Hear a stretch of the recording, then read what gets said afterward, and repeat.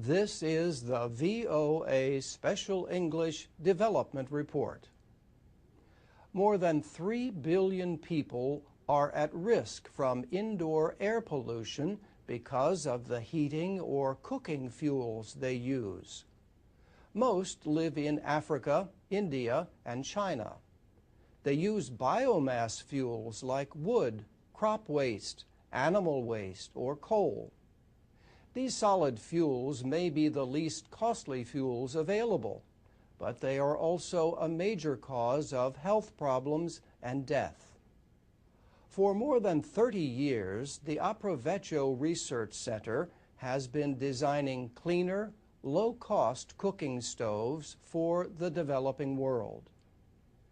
Dean Still is the director of the group, which is based in the United States. He notes a World Health Organization estimate that more than 1.5 million people a year die from breathing smoke from solid fuels. Mr. Still says, and half of the people on planet Earth every day use wood or biomass for cooking. These are the people on Earth who have less money, and the richer people use oil and gas. It's been estimated that wood is running out more quickly than oil and gas. And so it is very important for the poorer people to have very efficient stoves that protect their forests and that protect their health. Every year, Aprovecchio holds a stove camp at its testing station in Cottage Grove, Oregon. Engineers, inventors, students, and others come together to design and test different methods and materials for improving stoves. Over the years, the group has made stoves using mud, bricks, sheet metal, clay, ceramics, and old oil drums. Most of the stoves look like large, deep cooking pots. They have an opening at the bottom for the fire and a place on top to put a pot. Through the years, Dean Still says his group has experimented with countless stove designs. He says the goal is to make a very inexpensive stove that costs about $5. It would make very little smoke, so it would be safe for health and reduce global warming and deforestation. Aprovecchio has now partnered with a stove manufacturer in China. The company is making Aprovecchio's first mass-produced stoves. They are said to use 40 to 50% less wood than an open fire and produce 50 to 75% less smoke. A company called Stove Tech is selling them through its website for less than $10. Dean Still says that more than 100,000 have been sold so far. And that's the VOA Special English Development Report. This is the VOA Special English Technology Report. Nearly 1.5 billion people, mainly in Asia and Africa, were living without electricity in 2009. That latest count from the International Energy Agency was an improvement. In Asia, 3 out of 4 people in developing countries had electricity in rural areas. So did almost everyone in cities. But in Africa, the rate was less than 70% in cities and just 1/4 of the people in rural areas. There are many efforts to find low-cost ways to light homes. One idea is a water bulb.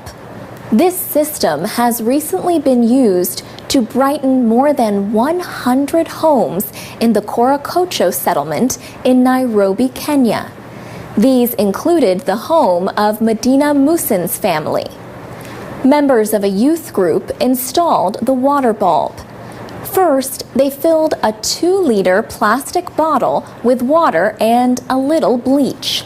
Next, they cut a hole in the metal roof. They pressed the bottle halfway into the hole. Then they used silicone caulk to seal around it to prevent rain from coming in.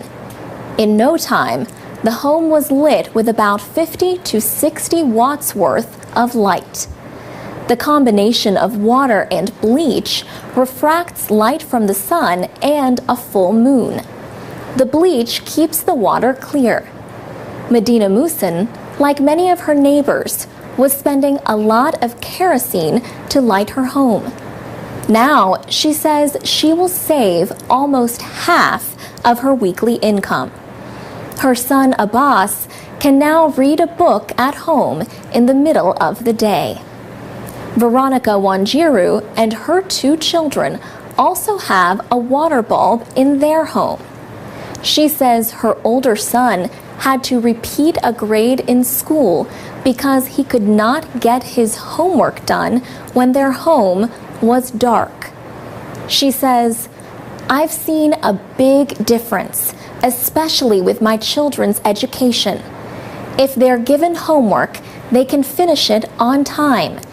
And they don't have to wait for me to come and light the candle or go outside and do their studies outside so that they can finish their homework." In the Philippines, a nonprofit group called My Shelter Foundation has used a similar low-cost lighting solution in thousands of homes. The project is called A Liter of Light. The head of the group, Iak Diaz, says the idea is better than candles and kerosene and offers a great new use for old plastic soda bottles. It's safer, it's healthier, it's brighter, and the funny thing is, the light bulb actually comes from the place you'd least expect it, which is the trash bin. So it's the cheapest light bulb in the world.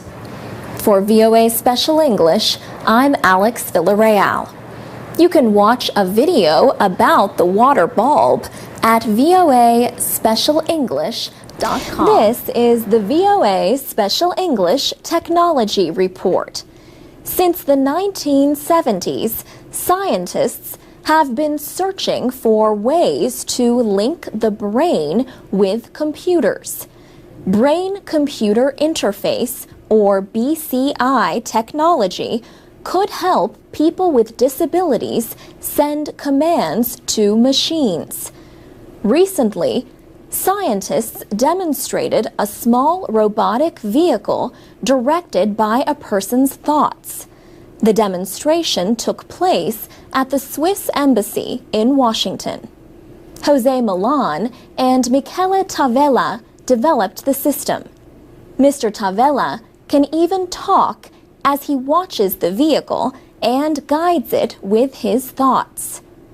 Mr. Tavella is a researcher at the Federal Polytechnic School in Lausanne, Switzerland.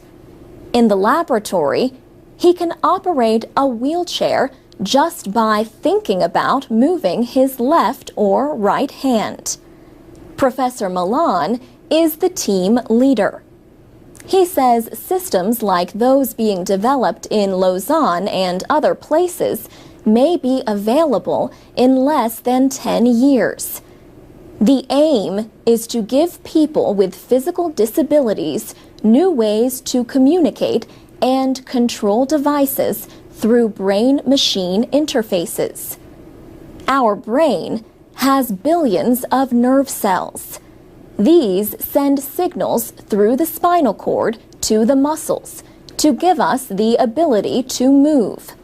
But spinal cord injuries or other conditions can prevent these weak electrical signals from reaching the muscles. The researchers designed a special cap for the user. It captures the signals from the scalp and redirects them to a computer. The computer interprets the signals and commands the motorized wheelchair. The wheelchair also has 2 cameras that identify objects in its path.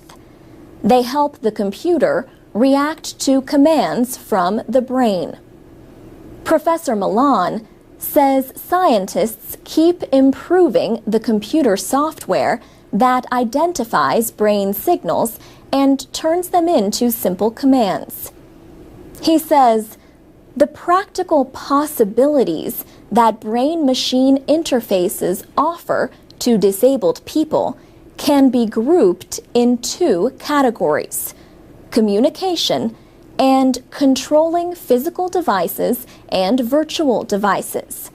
One example is the wheelchair. He says his team has set 2 goals. First is testing with real patients, so as to demonstrate that this is a feasible technology they can benefit from. And the second aspect of that is to guarantee that they can use the technology over long periods of time. For VOA Special English, I'm Alex Villarreal.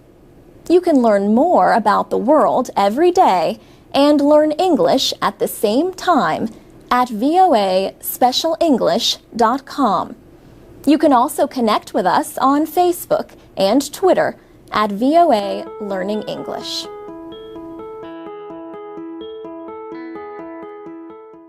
From VOA Learning English, this is the Technology Report.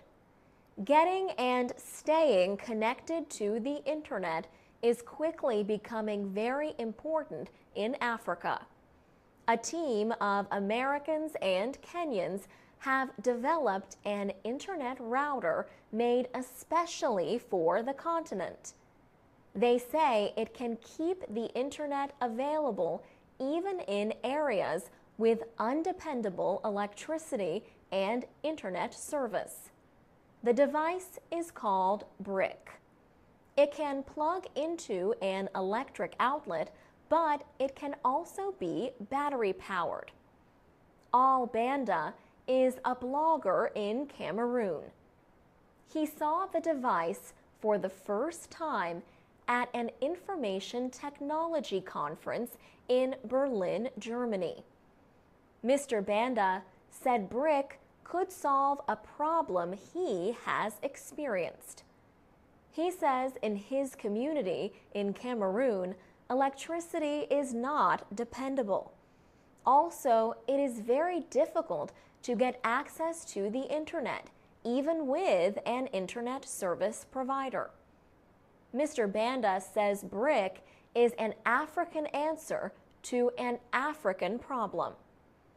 The Kenyan-based nonprofit technology company Ushahidi developed BRIC after raising money through the funding website Kickstarter. Ushahidi official Eric Hersman says the router is able to move among internet networks.